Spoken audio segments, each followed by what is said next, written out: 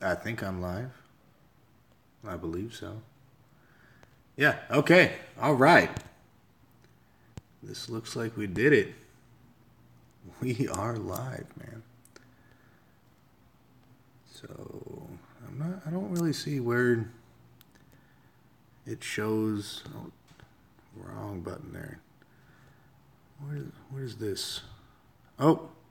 Oh, there we go. Okay, now I can see comments. I don't know if I just disabled them or whatever. What's going on, Timber? Oh, cool. Thanks. Hey, Flavio. I'm just kind of messing around, looking at the comments from on the Oracle's videos here.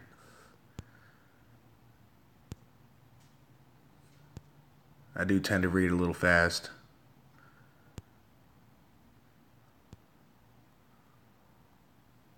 This is one of my favorite favorite wolves. This freaking Jimmy Crypto, man. Condoms. It's funny. Hey, Terry. Team Us England. Oh, you from England?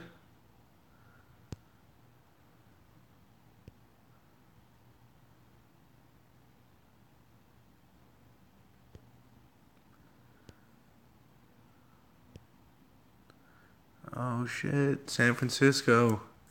You know, I've lived in California since 2003, I think. Never been to San Francisco. I always wanted to go check it out, but never been there. Hey, La Costa. Oh, Canada, eh? All right, I was born and raised just south of you. Originally from right near Detroit. Big fan of the French fries and gravy.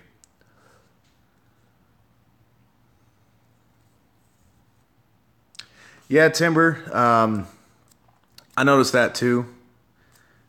I kind of got a kick out of that. We don't really know the full story behind that. He could have been saying that just to throw people off, of his real identity. He could have been having a laugh, just having a joke. Oh, what's going on, Knight? That's cool.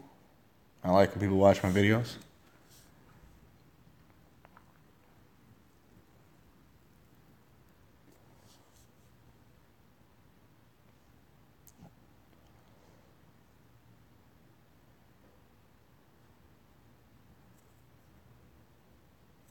Yeah, I agree, Timber. It's a little weird, but we're all a little weird. I also don't believe in psychics, but funny story.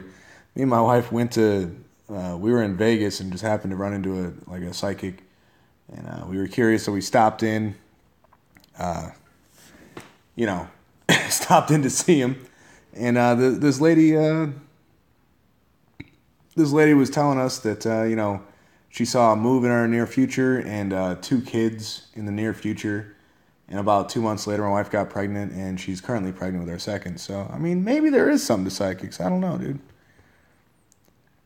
What's going on, Searing? Exactly, Lacosta. I mean, if the guy's making us money, if he's making other people money, I don't really care about his past. I mean, I've got a checkered past. If you looked at my past on paper, it'd be pretty bad. I'm also hoping that it rises soon. Tomorrow, when everyone starts short-term staking, which if you're not planning on doing that, I would highly recommend it. But a lot of people are going to be short-term staking, which should put the squeeze on the Thorn price. Hopefully here, it's nowhere near my target prices that I want to see. But we'll see. We will see.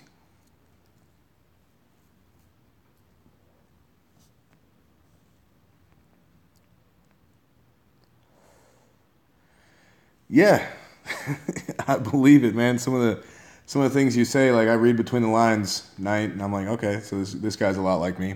I get it. I mean, fuck, dude. I think I'm still on the Gang Task Force watch list. It's a bunch of bullshit. I shouldn't be on there, but I am. Exactly, Terry.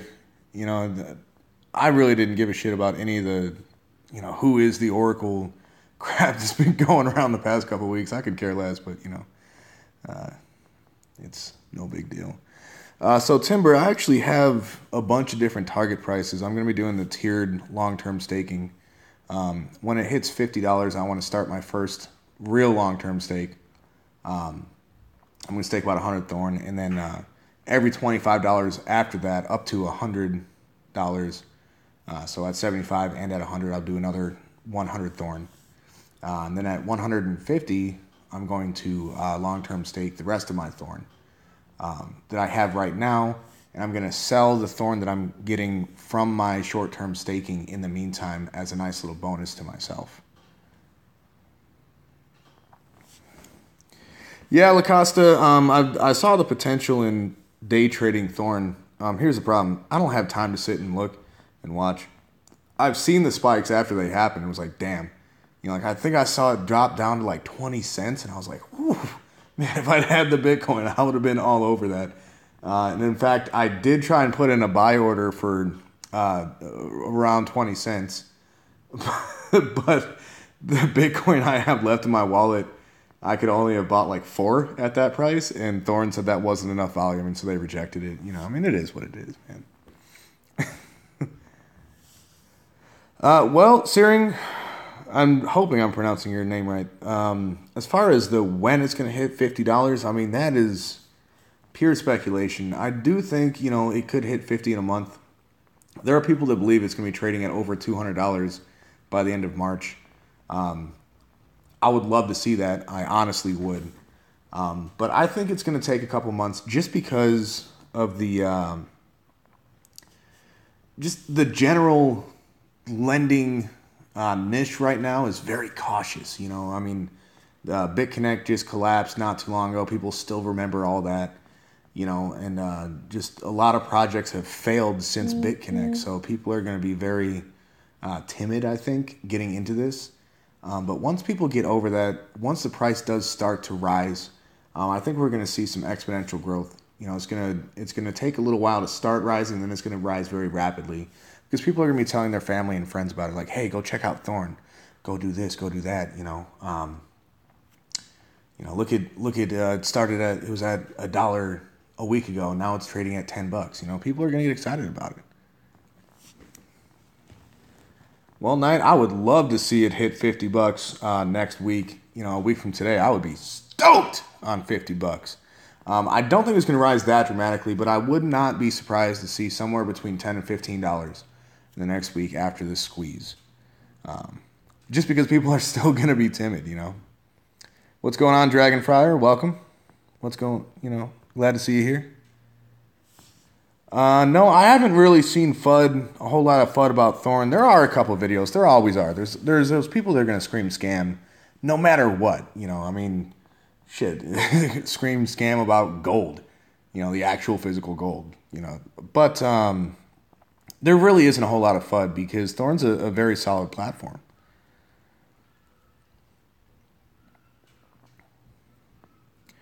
No, that was a hypothetical 40K, Timber. I was saying if I had gone into 5 different platforms at $300 a piece and 4 of them failed, but I was able to pull out 40 grand off the one that did succeed, that would definitely make it worth it. The only thing I've made 40K in is my 401K, but a lot of that is just because my boss is very generous with his 401K contributions. And this past year has been pretty good for the stock market, to be quite honest.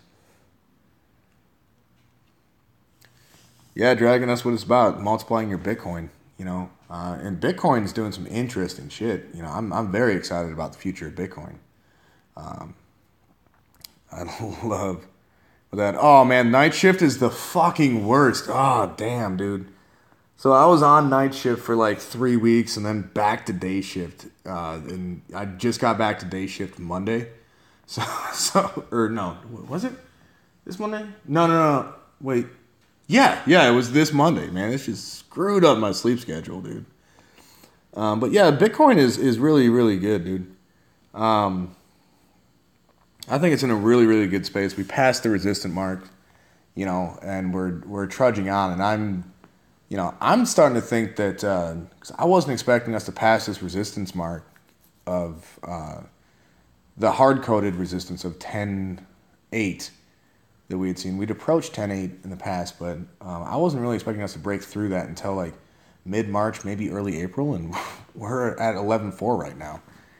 So I'm very excited about the future of Bitcoin valuation. Lacosta, I have indeed considered Finecoin. And that's what I'm really thinking about getting into, just because I know a lot of us are in it and a lot of us are making a lot of money in it. It seems to be really good. I have not actually looked at the white paper though.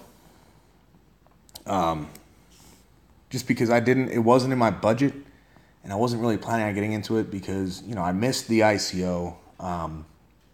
And I really like getting into ICOs. So I wasn't really planning on it, but now I'm thinking about it because, I've got, I still have to actually go down and snag the $500 of Bitcoin, but I got like $500 extra dollars on top of a couple hundred extra little play money from this paycheck. Had a lot of overtime the past couple weeks. So I'm going to get $500 of Bitcoin, and I'm thinking about dropping that into, either 3 or 4 different platforms. Yeah, crypto never sleeps, man. It's crazy. Permanent nights. Damn, I really hope that you're a night person. Man, I worked the night shift. Before I escaped back to days, I was on night shift for 1.5 years, and that was terrible. Waiting for the next ICO with what Oracle has in mind. Yeah, I definitely wanted to earmark, probably about 150 to 200 of that $500 for the next ICO that he's got, if I like it. Now, he's unveiled a few different ICOs since I've been following him that I just chose not to get into, just for personal, like little gut feelings. There were no huge major like red flags that I saw.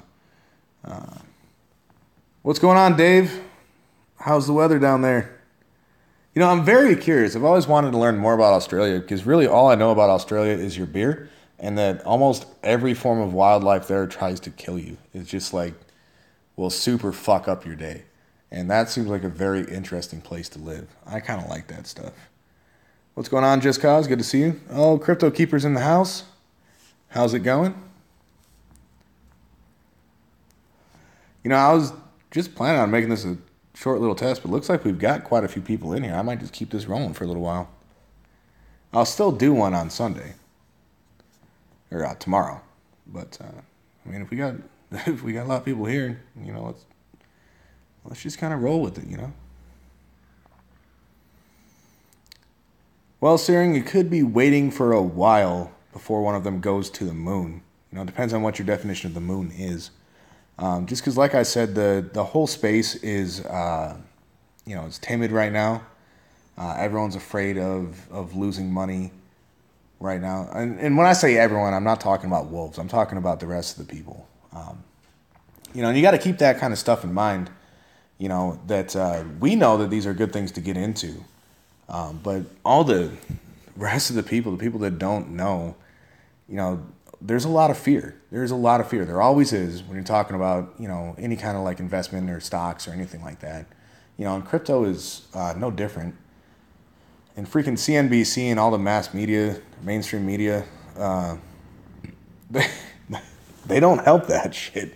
They hate crypto.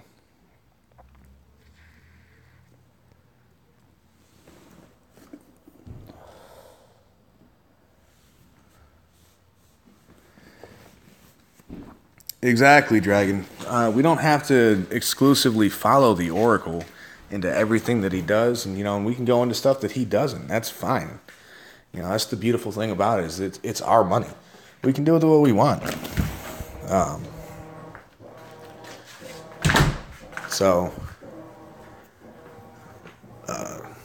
And I have seen a couple of interesting things popping up, but I want to look further into them before I say anything about them. Just because they're way different than what I'm used to looking at. And so I need to look at it 2 or 3 times. Entirely different business models.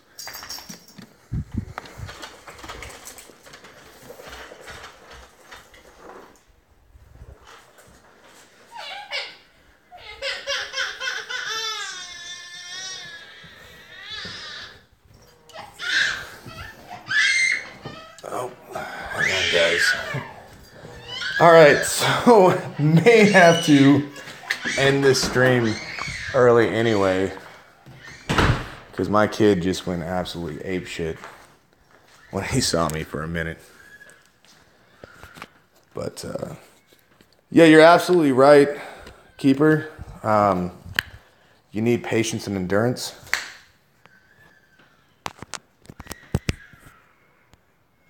Coming on to these things. Yeah, we'll see if he keeps crying for another minute or two, because I'm trying to teach him how to self-soothe. And I love my wife, but anytime he opens his mouth, she is immediately there. So I've been trying to convince her to try this thing out for a while. And so I'll give him a couple minutes. And if he's still crying, I'll go make sure everything's okay. I did look real quick when I was up there, and he's in a jumper chair, so he's not hurt or anything, no immediate need, even though it kind of sounds like it. This kid's a freaking, I love him, but damn, he's a drama queen already.